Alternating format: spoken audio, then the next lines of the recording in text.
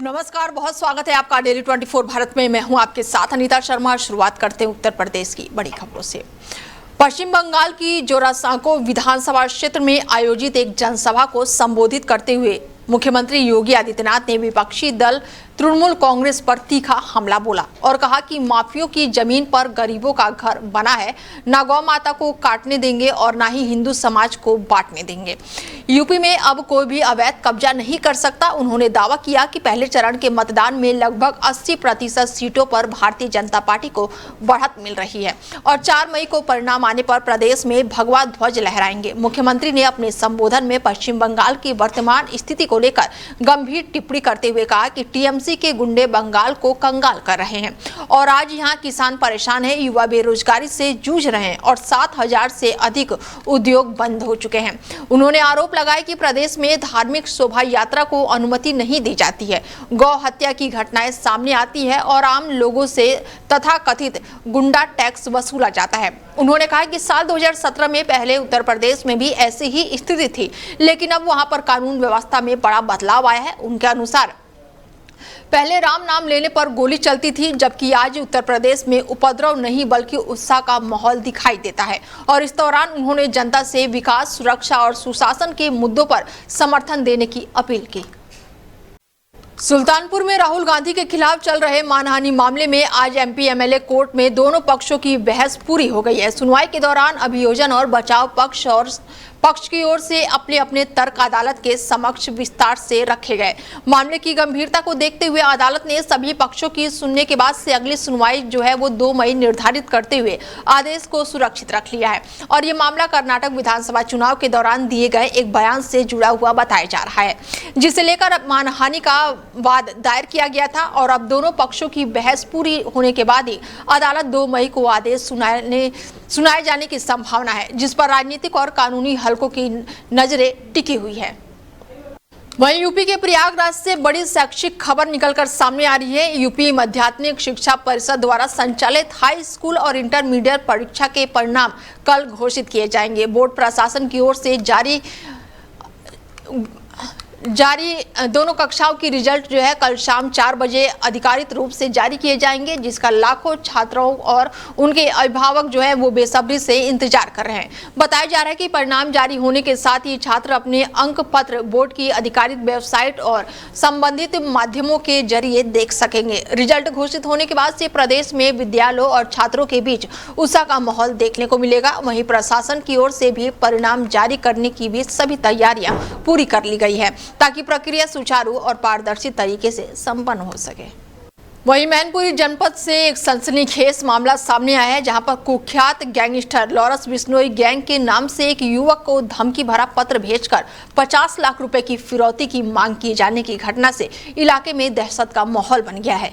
बताया जा रहा है कि ये मामला कोतवाली क्षेत्र के आवास विकास कॉलोनी का है, जहां रहने वाले युवक को गैंग के नाम पर से एक पत्र मिला, जिसमें स्पष्ट रूप से फिरौती की रकम देने के लिए दबाव बनाया गया और रकम न देने पर गंभीर परिणाम भुगतने की धमकी दी गई। घटना की जानकारी मिलते ही पीड़ित परिवार ने तत्काल पुलिस को इसकी सूचना दी और लिखित शिकायत दर्ज कराई है। शिकायत मिलने के बाद से पुलिस प्रशासन सक्रिय हो गया है और पूरे मामले की गंभीरता से जांच शुरू कर दी है। पुलिस अधिकारियों का कहना है कि धमकी भरे पत्र का सत्यापन, उसके स्रोतों और उसमें शामिल संभावित व्यक्तियों की पहचान के लिए सभी पहलुओं पर जांच की जा रही है। साथ ही कॉलोनी और आसपास के क्षेत्रों में सुरक्षा व्यवस्था भी सतर्क कर दी गई है ताकि किसी भी अप्रिय घटना को रोका जा सके। और इस घटना के बाद से स्थिति जो है लोगों में चिंता का विषय बनी हुई है और साथ ही आरोपियों की गिरफ्तारी की मांग लगातार तेज हो गई है। वहीं राहुल गांधी ने एक्स पर पहलगाम में पिछले साल हुए कायरानापूर्ण आतंकी हमले को लेकर शहीदों को भावविहीन श्रद्धांजलि अर्पित की है। उन्होंने अपने संदेश में कहा है कि इस हमले में शहीद हुए देश के वीर सपूतों का बलिदान भारत कभी नहीं भूलेगा और उनके परिवारों की पीड़ा पूरे देश को पीड़ा है। उन्होंने कहा कि आतंकवादी द्वारा बेरहमी से छीनी गई मासूम जिंदगियों की याद आज भी देशवासियों के दिलों को झकझोर देती है और ये शहादत भारत की आत्मा में सदा अमिट रहेगी। राहुल गांधी ने अपने संदेश में ये भी कहा है कि आतंकवाद और हिंसा के खिलाफ पूरा देश एकजुट था और हमेशा एकजुट रहेगा। उन्होंने स्पष्ट किया कि नफरत और डर फैलाने वाले ताकतों के सामने भारत कभी नहीं झुकेगा, बल्कि और अधिक मजबूत एकता और दृढ़ संकल्प के साथ उनका मुकाबला करेगा। उन्होंने शहीदों के परिवार के प्रति संवेदना व्यक्त करते हुए कहा कि देश उनके साथ मजबूती से खड़ा है और राष्ट्र उनकी शहादत को हमेशा सम्मान के साथ याद रखेगा। उत्तर प्रदेश पुलिस भर्ती एवं प्रोन्नति बोर्ड ने पुलिस विभाग परीक्षाओं को निष्पक्ष और पारदर्शी बनाने के लिए सख्त निर्देश जारी किए हैं। बोर्ड ने स्पष्ट किया है कि भर्ती परीक्षा में जुड़े प्रश्न पत्र, परीक्षा सामग्री या फिर किसी भी प्रकार की गोपनीय जानकारी को सोशल मीडिया पर साझा करना अब दंडनीय अपराध माना जाएगा। ऐसे मामलों में दोषी पाए जाने पर अभ्यर्थी या फिर अन्य संबंधित व्यक्ति के खिलाफ सार्वजनिक परीक्षा अधिनियम 2024 के तहत कठोर कार्रवाई की जाएगी। बोर्ड की ओर से जारी दिशा निर्देश में अभ्यर्थियों को विशेष रूप से चेतावनी दी गई है। परीक्षा की गोपनीयता बनाए रखने उनकी जिम्मेदारी है और किसी भी प्रकार की लापरवाही या जानबूझकर की गई जानकारी साझा करने की कोशिश उनके भविष्य पर गंभीर प्रभाव डाल सकती है। अधिकारियों ने यह भी कहा है कि भर्ती प्रक्रिया को सुचारू बनाए रखने के लिए सोशल मीडिया प्लेटफॉर्म पर लगातार निगरानी रखी जा रही है और किसी भी संदिग्ध गतिविधि पर तुरंत ही कार्रवाई की जाएगी। बोर्ड ने सभी अभ्यर्थियों से अपील की है कि वो नियमों का पालन करें और निष्पक्ष परीक्षा व्यवस्था बनाए रखने में सहयोग करें। लखनऊ से जुड़ी एक अहम राजनीतिक प्रतिक्रिया सामने आई है, जिसमें मायावती ने बहुजन समाज पार्टी के नेताओं और कार्यकर्ताओं को महिला आरक्षण विधेयक के मुद्दे पर किसी भी प्रकार के धरना प्रदर्शन या फिर विरोध कार्यक्रम से दूर रहने की स्पष्ट सलाह दी है। उन्होंने एक्स पर लिखा है कि अपने संदेश में कहा है कि पार्टी के नेता और कार्यकर्ता इस मुद्दे पर किसी प्रकार की अफवाह या फिर भ्रम में न आए और संगठन द्वारा दिए गए निर्देशों का पूरी तरह से पालन करें। मायावती ने अपने बयान में ये भी जानकारी दी है कि इस समय पार्टी के कुछ महत्वपूर्ण संगठनात्मक कार्यों के सिलसिले में दिल्ली जा रही है और इस दौरान सभी पदाधिकारी और कार्यकर्ताओं से अनुशासन बनाए रखने और पार्टी लाइन का पालन करने की अपील की है। उन्होंने अपने संदेश में यह भी कहा है कि यूपी में कानून व्यवस्था की स्थिति बहुजन समाज पार्टी की सरकार के दौरान बेहतर थी। पार्टी हमेशा कानून व्यवस्था और सामाजिक न्याय के मुद्दों को प्राथमिकता देती रही है। उनके इस बयान को महिला आरक्षण के मुद्दे पर पार्टी की अधिकारित रणनीति के संकेत के रूप में देखा जा रहा है। अमेठी जनपद के मुसाफिर खाना कोतवाली क्षेत्र से एक दर्दनाक सड़क हादसे ने पूरे इलाके को झकझोर दिया है, जहां पर पूरे काजिम अली गांव के पास घर के बाहर खेल रहे मात्र 3 साल के मासूम बच्चे को तेज रफ्तार बस ने टक्कर मार दी, जिसकी मौके पर ही दर्दनाक मौत हो गई। घटना के बाद से गांव और आसपास के क्षेत्रों में अफरा तफरी और शोक का माहौल फैल गया, जबकि मौके पर बड़ी संख्या में ग्रामीण इकट्ठे हो गए। हादसे की सूचना मिलते ही परिजनों का रो रो कर बुरा हाल है और गाँव में मातम पसरा हुआ है। घटना की जानकारी मिलते ही क्षेत्र अधिकारी समेत कई थानों की पुलिस फोर्स तत्काल मौके पर पहुंची और हालातों को नियंत्रित किया। आवश्यक कार्रवाई शुरू कर दी गई है। पुलिस ने पीड़ित परिवार की तहरीर के आधार पर संबंधित धाराओं में मुकदमा दर्ज कर लिया है और आरोपी बस चालक को हिरासत में लेकर थाने ले जाकर पूछताछ की जा रही है। पुलिस द्वारा की गई कार्रवाई को लेकर चालक के नशे में होने की बात निकलकर सामने आई है, लेकिन दुर्घटना के वास्तविक कारणों की गहनता से जांच की जा रही है। फिलहाल पुलिस पूरे मामले की हर पहलू की जांच पड़ताल कर रही है। आज दिनांक 22/4/2026 को समय सुबह करीब 7:30 बजे थाना क्षेत्र मुसाफिर खाना स्थित गांव पूरे काजिम अली का रहने वाला बच्चा मोहम्मद उजैफ, जिसकी उम्र करीब 3 वर्ष है, उसकी मृत्यु उसी के गांव के रहने वाले मोहम्मद फैजान की गाड़ी से दबकर हो गई है, जिसके संबंध में परिजनों की तहरीर पर मोहम्मद फैजान के विरुद्ध एफआईआर पंजीकृत की जा रही है। मोहम्मद फैजान को पुलिस हिरासत में लेकर इनका ब्रेथ एनालाइजर टेस्ट कराया गया तो ये नशे में नहीं पाए गए। मृतक का पंचायतनामा पोस्टमार्टम की कार्रवाई कराते हुए अग्रिम वैधानिक कार्रवाई की जा रही है।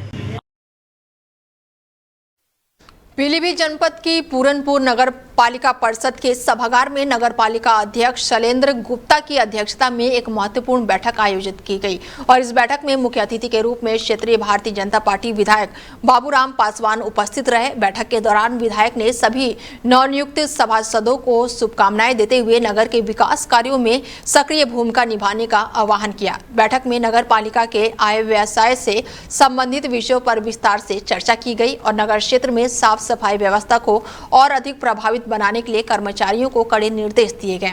और इसके साथ ही बैठक के दौरान ग्राम में निवासी जो है विचित्र सिंह को उनके द्वारा 375 किलोमीटर की 19 दिनों में की गई पैदल यात्रा का उल्लेखनीय उपलब्धि पर सम्मानित भी किया गया। वहीं नगर पूरनपुर के छात्र जो हैं तन्मय अग्रवाल को सीबीएसई बोर्ड की हाई स्कूल परीक्षा में तहसील स्तर पर प्रथम स्थान प्राप्त करने पर सम्मानित करते हुए उनके उज्जवल भविष्य की कामना की गई। वहीं अलीगढ़ से एक बेहद ही चौंकाने वाली और शर्मनाक तस्वीर निकलकर सामने आई है, जिसने स्मार्ट सिटी परियोजना के तहत किए जा रहे विकास के दाव पर गंभीर सवाल खड़े कर दिए हैं। 21 अप्रैल की शाम लगभग 5 बजे सिविल लाइन क्षेत्र में पास एक टी स्टॉल के नजदीक सफाई कर्मियों को बिना किसी सुरक्षा उपकरण के गंदे पानी और शिविर में उतारा गया। मौके पर मौजूदा दृश्य दर्शकों के दर्शाता है कि सफाई कर्मियों के हाथों में ना तो दस्ताने थे, ना पैरों में सुरक्षा के जूते और ना ही चेहरे पर मास्क, जो कि उनकी सुरक्षा के लिए अनिवार्य माने जाते हैं। बताया जा रहा है कि संबंधित ठेकेदारों की ओर से ये तर्क दिया गया है कि कर्मचारियों को हर आधे घंटे में शिविर में उतरना पड़ता है, इसीलिए उन्हें सुरक्षा किट उपलब्ध नहीं कराई जा रही है। हालांकि ये तर्क श्रमिकों की सुरक्षा के प्रति गंभीर लापरवाही को दर्शाता है और कई महत्वपूर्ण सवाल खड़े करता है। क्या मजदूरों को जान इतनी सख्ती है कि उन्हें इस तरह के जोखिम में डाल दिया जाए? यह स्थिति उस समय और भी ज्यादा गंभीर हो जाती है जब देश में लागू हाथ से मैल उठाने वाले कर्मियों की नियोजन का प्रतिषेध और उनके पुनर्वासन अधिनियम 2013 स्पष्ट रूप से बिना सुरक्षा उपकरणों के इस प्रकार का कार्य कराना दंडनीय अपराध घोषित करता है। और इस घटना में अलीगढ़ नगर निगम, नगर आयुक्त और संबंधित ठेकेदारों की कार्यप्रणाली पर भी सवाल खड़े करती हैं। स्थानीय लोगों और सामाजिक संगठनों का कहना है कि स्मार्ट सिटी के नाम पर किए जा रहे दावे अब पूरी तरह से अधूरे हैं। अलीगढ़ क्षेत्र के हस्तनपुर गांव से एक बेहद ही संवेदनशील और चिंताजनक मामला सामने आया है, जहां दहेज की मांग के चलते शादी की खुशियां मातम में तब्दील हो गई। आरोप है कि दुल्हन पक्ष द्वारा दहेज की मांग पूरी न करने पर दूल्हा बारात लेकर दुल्हन के दरवाजे से ही वापस लौट गया। बताया जा रहा है कि दुल्हन का रिश्ता मथुरा जनपद के गोवर्धन क्षेत्र के निवासी युवक से तय हुआ था, लेकिन विवाह के दौरान कथित रूप से 5 लाख रुपए की अतिरिक्त मांग की गई। मांग पूरी न होने पर दूल्हा पक्ष ने शादी से इनकार करते हुए बारात वापस लौटा ली, जिससे पूरे गाँव में स्तब्धता का माहौल बन गया और इस घटना से दुल्हन के परिवार पर गहरा भावनात्मक आघात पहुंचा है। दुल्हन के हाथों की सजी मेहंदी के रंग फीके पड़ गए हैं और परिवार के लोग जो लंबे समय से बेटी की शादी का सपना सजोए हुए थे, अचानक से ही इस घटना से टूट गए। परिजनों का कहना है कि उन्होंने अपनी समर्थता के अनुसार विवाह की सभी तैयारियां पूरी की थी, लेकिन दहेज की अतिरिक्त मांग के कारण रिश्ता टूट गया और खुशियों का माहौल गम में तब्दील हो गया। मामला जो है कैसा, कल जो है बारात आई, ठीक है, कल बारात आ गई, बारात आ गई, ठीक है। इन लोगों ने खाली दहेज के पीछे, ठीक है, इनने लड़का बजा दिया, इन्हें बारात नहीं चला दिया। मैंने कि कभी भी तलब करने के लिए हाथ लगे, पानी पर गई, हाथ जोड़े, पाँव पीछे, तो भाई कैसी तुम लाज मेरी रात से, मैं गरीब आदमी भाई, जी मैं मेहनती आदमी, मैंने किटे करके कर तो आपकी बिटिया की बारात आई थी? हाँ, हमारी बिटी। किस बात को लेकर लड़का भाग गया है? लड़का पैसे नहीं दी, क्या नाम है आपका? महीपाल नाम है साहब। कहाँ के रहने वाले हो आप? हस्तपुर के। क्या मामला हो गया है? मामला ये था कि मेरी भतीजी की शादी थी, ये गोवर्धन से रिश्ता तय हुआ। इसके बाद बारात आई है, बारात आने पे खाना पीना खाया बारात ने और दरवाजे पे से 5 लाख रुपए लड़का मांग रहा था। उसी बात पर लड़का भाग गया। तो आपने इसकी शिकायत नहीं करी है? शिकायत क्या, बहुत देरी समझाने बुझाने की वो करी, लेकिन ये लोग नहीं माने और उन्होंने लड़का भगा दिया। क्या आपने थाने में तहरीर दी है? थाने में शिकायत की आपने? थाने में शिकायत करने आए हैं जी। वहीं चित्रकूट क्षेत्र में बुजुर्ग गांव में एक युवक की संदिग्ध परिस्थितियों में मौत के बाद से मामला अब लगातार तूल पकड़ता हुआ दिखाई दे रहा है। बताया जा रहा है कि दोस्तों के साथ पार्टी के दौरान हुए विवाद के बाद से युवक गंभीर रूप से घायल हो गया था। घायल अवस्था में उसे इलाज के लिए प्रयागराज ले जाया गया, जहां उपचार के दौरान उसकी मौत हो गई। घटना के बाद से परिजनों में आक्रोश फैल गया और उन्होंने गांव के कुछ युवकों पर युवक की पिटाई कर गंभीर रूप से घायल करने का आरोप लगाया। वहीं पुलिस का कहना है कि शुरुआती जांच में युवक के छत से गिरने के कारण घायल होने की बात निकलकर सामने आ रही है, जिसके चलते उसकी मौत हुई है। हालांकि परिजन इस दावे से सहमत नहीं है और आरोपियों की गिरफ्तारी की मांग कर रहे हैं और इसी मांग को लेकर परिजनों ने एसपी आवास के सामने हंगामा भी किया और न्याय की गुहार लगाई। स्थिति को नियंत्रित करने के लिए परिजनों को शांत कराने के लिए मौके पर पहुंचे सत्यपाल सिंह ने परिजनों से बातचीत करके उन्हें समझाने का प्रयास किया और निष्पक्ष जांच का भरोसा दिलाया। तो जिसके साथ ये घटना हुई उसका क्या नाम है? मनोज सिंह। और वो आपके कौन है? भतीजा। अच्छा, तो किसी प्रकार की कोई कानूनी कार्रवाई? कुछ नहीं कानूनी कार्रवाई है भाई। अच्छा, किस दिन की घटना? 16 की। अच्छा, 16 की रात की। तो इसमें कुछ पता चला कौन कौन थे? संतोष कहाँ के हैं? खांचे के। अच्छा, और पप्पू सिंह। अच्छा, पप्पू के पिताजी का नाम क्या है? मजगंदन प्रसाद। अच्छा, और संतोष के? मुन्ना प्रसाद। अच्छा अच्छा, तो ये लोग कहाँ हैं अभी? वहीं कल लेके गए भाईपुर थाने में, वहाँ मुलजिम। अच्छा, तो और इसमें कुछ पता चला कौन कौन थे, किसका हाथ? अब जो ने मुंह बांधे 2 आदमी। अच्छा, एक नैप्रो का अभिराज। अच्छा, हाँ, तो इसको नहीं पुलिस उठा रही? अभी नहीं उठा रही। मुकदमा दर्ज हुआ, तुम्हारी कानूनी कार्रवाई की गई? अभी नहीं, कुछ नहीं, एप्लीकेशन दिया है। एप्लीकेशन तुमने दिया? किस तारीख को दिया? 21-19। अच्छा, 2 दिन दिए हैं। हाँ। वहीं पीलीभीत जनपद के पूरनपुर कोतवाली क्षेत्र से एक दुखद घटना निकलकर सामने आई है, जहां पर 22 साल के युवक दानिश की संदिग्ध परिस्थितियों में मौत से इलाके में सनसनी फैल गई है। जानकारी के अनुसार युवक का शव कमलवाली बाग क्षेत्र में मिला है, जिसके बाद से आसपास के लोगों ने तुरंत ही इसकी सूचना पुलिस और परिजनों को दी। सूचना मिलते ही परिवार में कोहराम मच गया और बड़ी संख्या में स्थानीय लोग मौके पर इकट्ठा हो गए। बताया जा रहा है कि मृतक दानिश शेरपुर काला के मोहल्ला का रहने वाला था और पूरनपुर स्थित चीमा कार हाउस में लेमिनेशन का काम करता था और जिस बाग में घटना सामने आई है वहां पर स्वर्गीय नवाब शमसूल हसन खान से जुड़ा हुआ बताया जा रहा है। घटना की जानकारी मिलते ही 11 बजे लोगों की नजर पड़ने के बाद से पुलिस मौके पर पहुंची और पुलिस का कहना है कि मामले के सभी पहलुओं की गंभीरता से जांच की जा रही है और युवक की मृत्यु के कारणों का पता लगाने के लिए कार्रवाई भी की जा रही है। साथ ही परिजनों और स्थानीय लोगों से भी जानकारी जुटाई जा रही है ताकि घटना की वास्तविक परिस्थितियों का स्पष्ट पता चल सके। ललितपुर से अज्ञात कारणों के चलते एक ट्रक में भीषण आग लगने से इलाके में अफरा तफरी मच गई और ये घटना सदर कोतवाली क्षेत्र की बताई जा रही है। ललितपुर हाईवे के पास ये बड़ी घटना हुई है, जहां खड़े ट्रक में अचानक से ही आग भड़क उठी और देखते ही देखते आग ने विकराल रूप धारण कर लिया। आग की लपटें और धुआं दूर से ही दिखाई देने लगा, जिससे आसपास के लोगों में दहशत का माहौल बन गया। स्थानीय लोगों के अनुसार घटना की सूचना मिलते ही फायर विभाग की टीम जो है वो काफी देरी के बाद दमकल वाहन मौके पर नहीं पहुंच सका है, जिससे लोगों में नाराजगी देखने को मिली है और इस दौरान आसपास मौजूदा लोगों ने अपने स्तर पर आग पर काबू पाने की कोशिश भी की, लेकिन आग की तीव्रता अधिक होने के कारण सफलता नहीं मिल सकी। बाद में फायर ब्रिगेड के पहुंचने पर आग बुझाने का प्रयास किया गया। फिलहाल आग लगने के कारणों का स्पष्ट पता नहीं चल सका है और पुलिस और संबंधित विभाग इस मामले की जांच में जुटे हुए हैं। वहीं लखनऊ की राजधानी क्षेत्र में यातायात व्यवस्था एक बार फिर से चरमराती हुई नजर आ रही है, जहां शहर के वीवीआईपी इलाके में भीषण जाम की स्थिति उत्पन्न हो गई है। जानकारी के अनुसार अटल चौक से बाबू भवन तक लंबा जाम लग गया है, जिससे सुबह से ही सड़कों पर वाहनों की लंबी कतारें लग गई हैं और आम नागरिकों को घंटों तक जाम में फंसा रहना पड़ता है और इस कारण कार्यालय जाने वाले कर्मचारी, छात्रों और अन्य जरूरी कार्यों से निकलने लोगों को भारी परेशानियों का सामना करना पड़ रहा है। राजधानी के सबसे संवेदनशील और वीआईपी माने जाने वाले क्षेत्र में यातायात व्यवस्था का इस तरह प्रभावित होना प्रशासनिक तैयारियों पर भी सवाल खड़े कर रहा है। हालांकि लखनऊ ट्रैफिक पुलिस और संबंधित अधिकारी लगातार जाम की स्थिति को नियंत्रित करने का प्रयास कर रहे हैं, लेकिन लंबे समय तक हालात सामान्य नहीं हो सके। वहीं डीसीपी ट्रैफिक द्वारा लगातार निगरानी और राहत दिलाने के प्रयासों के बावजूद भी वीआईपी रूट पर इतना भीषण जाम लगना शहर की ट्रैफिक व्यवस्था की चुनौतियों को उजागर करता है। फिलहाल मौके पर ट्रैफिक पुलिस की टीम जाम खुलवाने में जुटी हुई है और यातायात को सुचारू करने का प्रयास जारी है, लेकिन स्थिति देर तक पूरी तरह से नियंत्रण में नहीं आ सकी और इस घटना के बाद से ये सवाल भी उठने लगे हैं कि अब वीआईपी इलाके में ही ऐसी स्थिति बन गई है तो शहर के अन्य प्रमुख सड़कों पर यातायात व्यवस्था की स्थिति क्या होगी।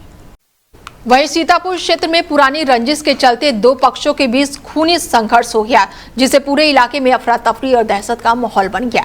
बताया जा रहा है कि दोनों पक्षों के बीच विवाद अचानक इतना बढ़ गया कि मारपीट के दौरान धारदार हथियारों का भी इस्तेमाल किया गया, जिसके चलते कई लोग गंभीर रूप से घायल हो गए और इस हिंसक झड़प में कुल 12 लोग घायल बताए जा रहे हैं, जिसमें से 5 की हालत गंभीर होने पर उन्हें बेहतर इलाज के लिए लखनऊ रेफर किया गया है, जबकि अन्य घायलों को स्थानीय स्तर पर उपचार किया जा रहा है। घटना की सूचना मिलते ही पुलिस मौके पर पहुंची है और हालातों को नियंत्रित किया है। घटना के बाद से गांव में तनाव का माहौल बना हुआ है, जिसे देखते हुए पुलिस क्षेत्र में सतर्कता बरती जा रही है। अधिकारियों का कहना है कि मामले की जांच करके दोषियों के खिलाफ सख्त कानूनी कार्रवाई की जाएगी। वहीं लखनऊ में एक व्यक्ति की संदिग्ध परिस्थितियों में मृत्यु का मामला सामने आया है, जिससे इलाके में सनसनी फैल गई है। सूचना मिलते ही स्थानीय पुलिस तत्काल मौके पर पहुंची है और कार्रवाई शुरू कर दी है। शुरुआती जांच में मृतक की पहचान कप्तान सिंह सरदार मूल निवासी जो है वो कासगंज के रूप में हुई है, जो वर्तमान में भाटप मऊ के क्षेत्र में रहते हैं और साथ ही परिवार के साथ रहकर सोने की कील का व्यापार से जुड़े हुए थे और लाइसेंस धारक भी बताए गए हैं। पुलिस के अनुसार घटना सुबह लगभग 11:30 पर हुई, जब मृतका की मृत्यु उनके आवास पर ही हुई। प्रथम दृष्टि मामला पारिवारिक विवाद से जुड़ा हुआ बताया जा रहा है। हालांकि पुलिस सभी पहलुओं से जांच कर रही है। फिलहाल बुलेटिन में मेरे साथ इतना ही। दीजिए इजाजत, नमस्कार।